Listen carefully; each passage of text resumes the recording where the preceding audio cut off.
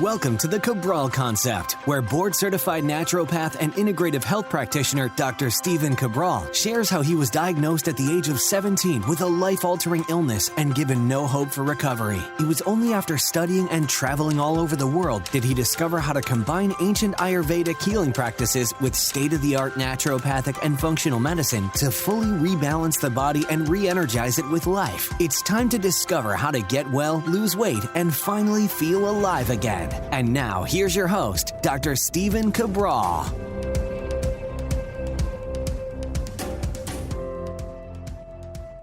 Welcome back, everyone. We're here today on our Training Thursday episode 2358 of the Cabral Concept. If you want to head on over, check out all the takeaways for today's show, as well as all the research links. Head on over to stephencabral.com/2358. And of course, don't forget to pick up your free copy of The Rain Barrel Effect if you haven't already. All right, let's get into the topic of the day. I thought this would be a really interesting one for our community, and that is because science is getting closer to providing all the benefits of exercise in a pill, or at least that's what they say.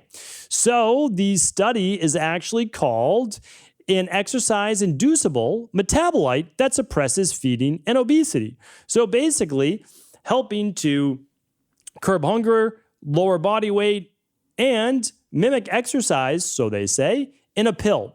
So this is recent news. Just 2 weeks ago, it came out. Again, I'll link it up. It's right out of Baylor College of Medicine. And this is the summary, and I'll read you the whole story. It's very short.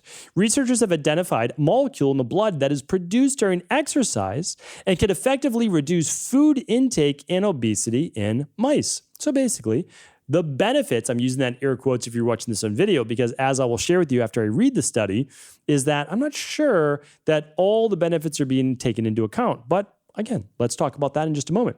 So here's the excerpt. Researchers at Baylor College of Medicine, Stanford School of Medicine, and collaborating institutions report today in the journal Nature that they have identified a molecule in the blood that is produced during exercise and can effectively reduce food intake and obesity in mice. The findings improve our understanding of the physiological processes that underlie the interplay between exercise and hunger. Regular exercise has been proven to help weight loss, regulate appetite, and improve the metabolic profile, especially for people who are overweight and obese, said co-corresponding author Dr. Zhu, professor of pediatrics, nutrition, and molecular and cellular biology at Baylor. If we can understand the mechanism by which exercise triggers these benefits, then we are closer to helping many people improve their health. Hold on to that word right there, okay? Closer to improving their health. Let's hold on to that. Now let me get back to the article. We want to understand how exercise works at the molecular level to be able to capture some of its benefits. Let's go on here. For example, older or frail people who cannot exercise enough may one day benefit from taking a medication that can help slow down osteoporosis, heart disease, and other conditions. All right, let's go back. It is synthesized from lactate, a byproduct of strenuous exercise that is responsible for the burning sensation of muscles, and phenylalanine, an amino acid that is one of the building blocks of proteins. Okay, this is from the plasma they took from having mice sprint on a treadmill. All right, in mice with diet-induced obesity, they were fed a high-fat diet, a high dose of Lact-Phe, PHE, suppressed food intake by about 50% compared to the control mice over a period of 12 hours without affecting their movement or energy expenditure. When administered to the mice for 10 days, Lact-Phe reduced cumulative food intake and body weight, owing to loss of body fat and improved glucose tolerance. Almost finished here. Let's see here. Interestingly, the team also found robust elevations in plasma Lact-Phe levels following physical activity in racehorses and humans. Data from a human exercise cohort showed that sprint exercise induced the most dramatic increase in plasma Lact-Phe, followed by resistance training and then endurance training. This suggests that Lact-Phe, I'm apologize if I'm mispronouncing that, is an ancient and conserved system that regulates feeding and is associated with physical activity in many animal species. Our next steps include finding more details about how Lact-Phe mediates its effects in the body, including the brain. Our goal is to learn to modulate this exercise pathway for therapeutic interventions. All right. So again, I commend science in general. I commend these studies. I think the work is worthwhile, and I love to see it. What I found interesting, I want to share with this right out of the gates, is that we can always, again, this article published in Nature, this study, it didn't really think to say, because it's not studying like, well, what the best form of exercise is potentially for glucose metabolism or fat loss or reducing hunger. But they told us, sprinting. Sprinting means going all out as fast as you can for essentially under 60 seconds. I have many shows on, I would definitely check out my show on sprint interval training. It's different than high intensity interval training, and very, very interesting right there. So we've been doing it for many years in our practice on a Airdyne bike or a Schwinn Airdyne bike or a Rogue Airdyne bike, and you're just sprinting as fast as you can. So you're really going as fast as you can for a very short period of time. And that is obviously having a great effect on the body. And this is one more reason why. Now, the other one is resistance training. Really interesting, right? So that's working out with weights. And that is typically in a Metcon style workout or a HIIT workout. If you don't know what those are, we'll link up those podcasts as well at stephencabral.com/2358 for today's show. And the last one was endurance. So not as much with just going out for a jog. So again, important, but just not as much.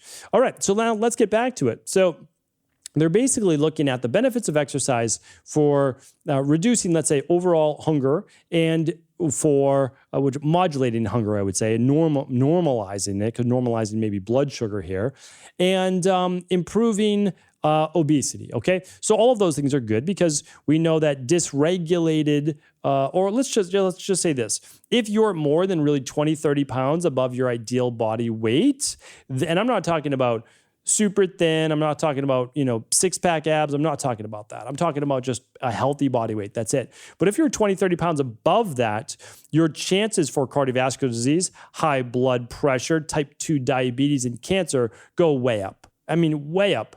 And the loss of life reduction, not even talking about quality of life, but it's about a decade, you could easily say. So if we can improve just obesity, well, then we're coming a long way, especially since more than 2/3 now of adult Americans are overweight, and more than 33%, or I should say obese, and more than about 25 to 30% of all children. So I think that this is worthwhile. I think it's important. What I think is getting away from us is the fact that exercise modulates health more so than just with weight and with hunger. So it's really important to understand that moving your body is a big part of this equation that you're not going to be able to get in just a pill. And the reason is, let's just start with the lymphatic system. Your lymph, it's fluid in your body that, let's think about it as cleaning the body. All right. It literally takes cellular debris. It takes viruses. It takes pathogens. It moves them through lymph nodes, and it gets the waste out of the body through the greater thoracic duct, through the liver, and out of the body through bowel movements. So really important that we understand that only moves when we move. All right. Really important to look at that. Cardiovascular system is a big part of our overall health. It flows to a greater degree and circulation improves, and same with oxygenation of the red blood cells when we actually move. And that's through exercise. That's a big part through exercise. So I don't want to overlook that as well, because they're looking for cardiovascular benefits too. So the next one is the immune system. All right, the immune system is actually modulated with exercise. Too much exercise weakens the immune system. Too little exercise weakens the immune system. The right amount of exercise actually boosts and improves the immune system. Mitochondria. A vigorous workout will actually help to produce more mitochondria. You might say, well, why do I need more mitochondria? Well, our mitochondria begin to weaken as we age. We have less of them. If we have less of them, we have less endurance. We don't have as much energy to produce because they produce something called ATP, adenosine triphosphate, that gives us energy, that gives us strength, that gives us the ability to be able to move our body, lift heavy things, and feel young. It's a big part of it. So again, biological age. Mitochondria play a huge role in biological age. But again, so do white blood cells. White cells are modulated as well by exercise. And you could even say, to a degree, telomerase or your telomere length, which helps, or at least has been indicated as one of the big 8 for longevity. So if you're looking at, your longevity, if you're looking at telomere length, well, exercise is a part of that. Cardiovascular exercise is a big part of improving telomere length, but all forms of exercise can help as long as, again, we're not overdoing it. Another benefit of our exercise routine is also helping with circadian rhythm. If you exercise during the day, you expend energy during the day, you're more likely to get better, improved sleep at night, again, as long as you're not overdoing it. One more I want to say is this, is just because we know that inflammation is a part of 90% of all diseases out there. And again, I would say, what's the disease? What's the disease of the body that inflammation isn't implicated in? Because I would likely say that it's 99%. And so the thing is this, again, overdoing exercise causes too much inflammation. Underdoing exercise causes more inflammation. It's that sweet spot of allowing your body to exercise with weights as well as with cardio, and sprinting would probably be considered more of the resistance training because you're pushing the body in an anaerobic capacity. It is actually going to benefit inflammation. The reason is that it's helping to modulate the inflammatory pathways. I won't get into that on today's show, but certainly we could talk about that on another show. So while I commend science and scientific research for moving in this direction, of course, helping with obesity, that would be a benefit. Just looking at this to help the elderly people, to quote the study, is not going to help. And the reason is that unless we're working again on the food suppression and the obesity, I'm not sure that the elderly are going to get the osteoporosis benefit when oftentimes it's the actual pressure, it's the weight, it's the force on the actual bones that are helping to stave off osteoporosis. It's not the only thing, of course. Cortisol has to do with it.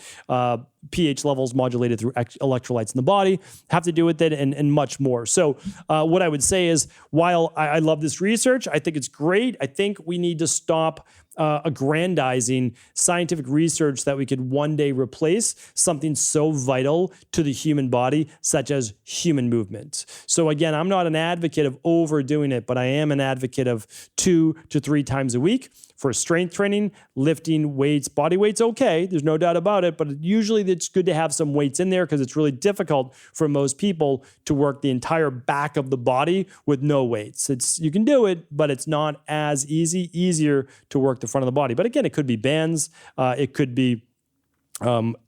be dumbbells, it could be kettlebells, it could be whatever you like.